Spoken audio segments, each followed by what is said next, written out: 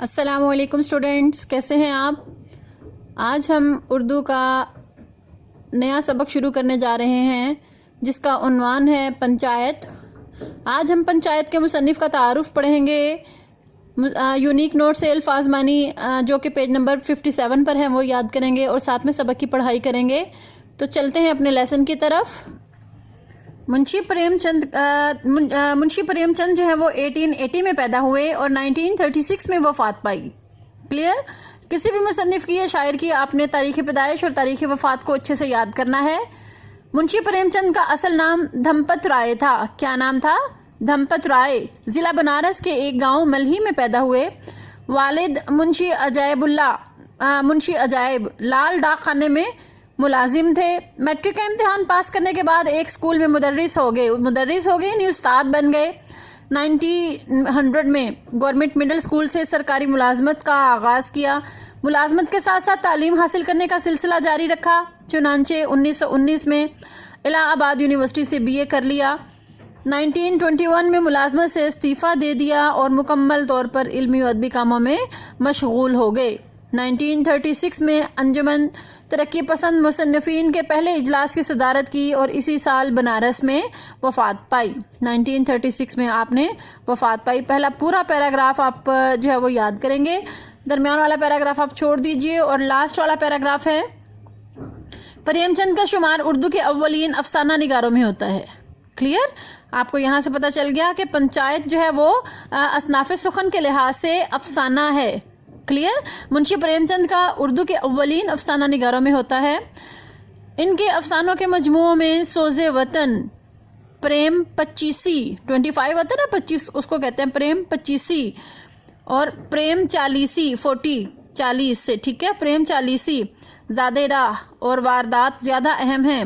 انہوں نے افسانوں کے علاوہ ناول بھی لکھے ہیں جن میں میدان عمل، بازار حسن اور گودان کو زیادہ شہرت ملی۔ کلیئر؟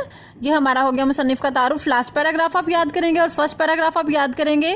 کلیئر؟ اس کے بعد ہم یاد کریں گے یونیک نوٹ سے الفاظ معنی۔ یونیک نوٹس کا پیج نمبر 57 ہے۔ یہ سارے الفاظ معنی آپ آج کے سبق میں یاد کریں گے۔ کلیئر؟ اس کے الفاظ معنی بھی زیادہ ہیں اور یہ سٹوری بھی لمبی ہے، اس لیے میں آپ کو پورا پیج دے رہی ہوں۔ آج آپ پورا پیج یاد کریں گے، ٹھیک ہے؟ اب چلتے ہیں اپنی ریڈنگ کی طرف۔ پنچایت۔ منشی پریم چند کا افسانہ پنچایت ہمارے جو ہے نا وہ سلیبس میں شامل ہے۔ کلیئر؟ پنچایت کہتے کس کو ہیں؟ پنچایت کہتے ہیں گاؤں وغیرہ میں یا دور دراز کے علاقوں میں جہاں پر جو عدالتیں وغیرہ موجود نہ ہوں تو گاؤں کے جو بزرگ افراد ہوتے ہیں یا معزز جو افراد ہوتے ہیں وہ مل کر فیصلے کر لیتے ہیں، ٹھیک ہے؟ تو جو یہ مل کر فیصلے کرنے والے جو چند افراد ہوتے ہیں ان کو پنچایت کہتے ہیں، ان کو کمیٹی بھی آپ کہہ سکتے ہیں۔ کلیئر؟ تو چلتے ہیں جی اپنے ریڈنگ کی طرف۔ جمن شیخ اور الگو چودھری میں بڑا یارانہ تھا یعنی دوستی تھی۔ ساجھے میں کھیتی ہوتی، ساجھے یعنی جو کھیت کا کام تھا دونوں مل کر کیا کرتے تھے، ایکول کیا کرتے تھے۔ لین دین میں بھی کچھ ساجھا تھا، لین دین یعنی جو کاروبار کرتے تھے اس میں بھی دونوں مل کر کرتے تھے، شراکت سے کرتے تھے۔ ایک کو دوسرے پر کامل اعتماد تھا، کامل اعتماد مکمل بھروسہ تھا۔ جمن جب حج کرنے کے لیے گئے تو اپنا گھر الگو کو سونپ گئے تھے یعنی حوالے کر گئے تھے، اور الگو جب باہر جاتے تو جمن پر اپنا گھر چھوڑ دیتے۔ ان دونوں کی دوستی کا آغاز اس زمانے میں ہوا جب دونوں لڑکے جمن کے پدرے پدر کہتے ہیں باپ کو، بزرگوار احترام کے لیے بولا ہے۔ شیخ جمراتی، جمن کے باپ کا نام شیخ جمراتی تھا۔ اس کے روبرو یعنی باپ کے پاس، ان کے سامنے زانوے ادب طے کرتے تھے یعنی مؤدب ہو کر بیٹھتے تھے، مراد کیا ہے اس کے شاگرد تھے۔ الگو نے استاد کی بہت خدمت کی، خوب رکابیاں مانجی یعنی برتن دھوئے، رکابی کہتے ہیں پلیٹ کو، پلیٹیں مانجی یعنی پلیٹیں دھوئیں، خوب پیالے دھوئے۔ ان کا حقہ دم نہ لینے پاتا تھا یعنی ہر وقت تیار کر کے رکھا جاتا تھا اپنے استاد کے لیے، ہمیشہ جو ہے وہ حقہ پیتے رہتے تھے۔ ان کے باپ پرانی وضع کے آدمی تھے، پرانی وضع کے یعنی پرانی طور طریقوں کے آدمی تھے۔ تعلیم کے مقابلے میں انہیں استاد کی خدمت پر زیادہ بھروسہ تھا۔ وہ کہا کرتے تھے کہ استاد کی دعا چاہیے، جو کچھ ہوتا ہے فیض سے ہوتا ہے، فیض سے یعنی ان کی جو ہے نا وہ نیکی کی وجہ سے ہوتا ہے۔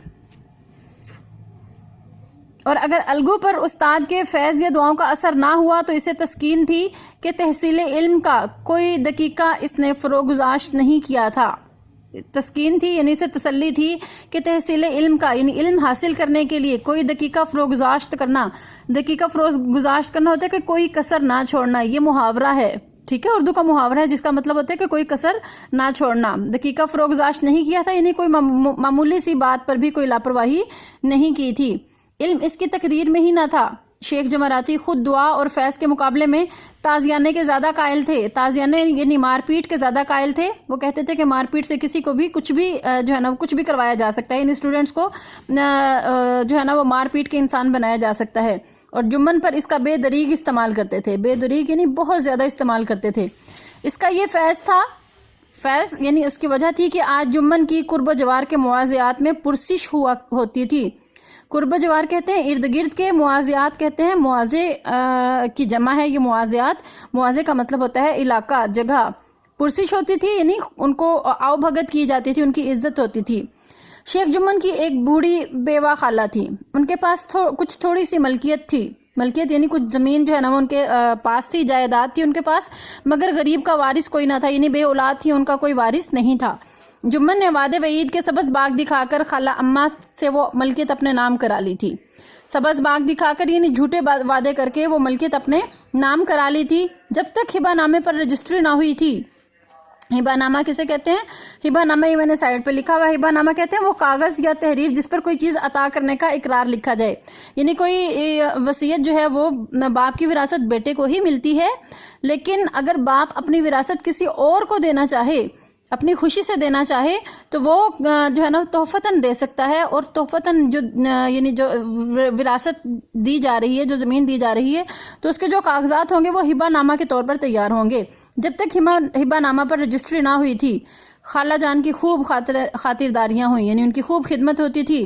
خوب میٹھے لقمے، چٹپٹے سالن کھلائے جاتے تھے. مگر پگڑی کی مہر ہوتے ہی، پگڑی کی مہر جو ہے یہ بھی محاورہ ہے جس کا مطلب ہے کہ کسی اور کے حوالے چیز کر دی جائے. یعنی رجسٹری ہوتے ہی اس کی خاطرداریوں پر بھی مہر ہو گئی یعنی ختم ہو گئی. جمن کی اہلیہ بی فہمین نے رفتہ رفتہ سالن کی مقدار روٹیوں سے کم کر دی. کچھ دنوں تک خالہ جان نے اور دیکھا، مگر جب برداشت نہ ہوئی تو جمن سے شکایت کی. جمن صلح پسند آدمی تھا. اب اس معاملے میں مداخلت کرنا مناسب نہ سمجھا. کچھ دن تو رو دھو کر کام چلایا. آخر ایک روز خالہ جان نے جمن سے کہا، بیٹا تمہارے ساتھ میرا نبھانا ہوگا، تم مجھے روپے دے دیا کرو، میں اپنا الگ پکا لوں گی. جمن نے بے اعتنائی سے جواب دیا. بے اعتنائی کا مطلب یعنی لاپرواہی سے جواب دیا، روپیہ کیا یہاں پھلتا ہے؟ یعنی کیا یہاں روپیہ پیدا ہوتا ہے جو میں آپ کو جو ہے نا وہ الگ سے دے دیا کروں؟ خالہ جان نے بگڑ کر کہا، تو مجھے نان نمک چاہیے یا نہیں؟ نان نمک سے مراد ہے روپیہ، پیسہ، نان نفقہ. جمن نے مظلومانہ انداز سے جواب دیا، چاہیے کیوں نہیں، میرا خون چوس لو. کوئی یہ تھوڑے ہی سمجھتا تھا کہ تم خواجہ خضر کی حیات لے کر آئی ہو. خواجہ خضر کی حیات یعنی اتنی لمبی زندگی لے کر آئی ہو. ہم تو سوچتے تھے کہ زمین ہمارے نام ہو جائے گی اور تم جو ہے وہ مرمکا کے چلی جاؤ گی، لیکن تم تو جیتی جا رہی ہو، تمہاری زندگی ختم ہی نہیں ہو رہی. یعنی یہ طنزیہ انداز میں جو ہے نا وہ جمن نے کہا اپنی خالہ سے. خالہ جان اپنے مرنے کی بات نہیں سن سکتی تھی. جامے سے باہر ہو کر پنچایت کی دھمکی دی. جامے سے باہر ہو کر یعنی بہت زیادہ غصہ آیا، غصے سے بے قابو ہو کر پنچایت کی دھمکی دی. جمن ہنسے. وہ فاتحانہ ہنسی جو شکاری کے لبوں پر ہرن کو جال کی طرف آتے ہوئے دیکھ کر نظر آتی ہے. ہاں ضرور پنچایت کرو، فیصلہ ہو جائے گا. مجھے بھی دن رات کا وبال پسند نہیں. وبال یعنی لڑائی جھگڑا ہر وقت جو ہوتا رہتا ہے، مجھے بھی پسند نہیں. اب جمن جو ہے وہ ایسا کیوں کہہ رہا تھا؟ کیونکہ پنچایت کا جو ہے نا وہ خود ایک رکن تھا اور ساری جو پنچایت تھی وہ خود جمن ہی کا فیصلہ مانا کرتی تھی. اس لیے جمن نے کہا، ٹھیک ہے تم پنچایت کر لو، مجھے کوئی جو ہے نا کوئی سروکار نہیں ہے. یعنی میرے خلاف کوئی بھی کھڑا نہیں ہوگا. پنچایت کی صدا کس کے حق میں اٹھے گی؟ اس کے متعلق شیخ جمن کو اندیشہ نہیں تھا یعنی اس کو کسی قسم کا شک نہیں تھا. قرب و جوار میں ایسا کون تھا جو اس کا شرمندہ منت نہ ہو؟ یعنی ہر کسی پر جمن نے احسان کر رکھے تھے.